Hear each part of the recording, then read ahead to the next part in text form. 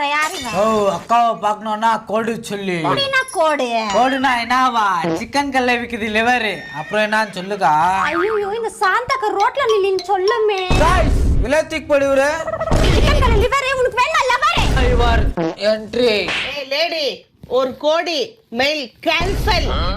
என்ன சாந்தாக்கா நல்லா சொகுசா வாழ்ற மாதிரிக்குது. அன்னைக்கு கைமாக்கு 50 ரூபாய் வாங்கினே எங்க? என்னது 50 ரூபாவா? ஆமாவா?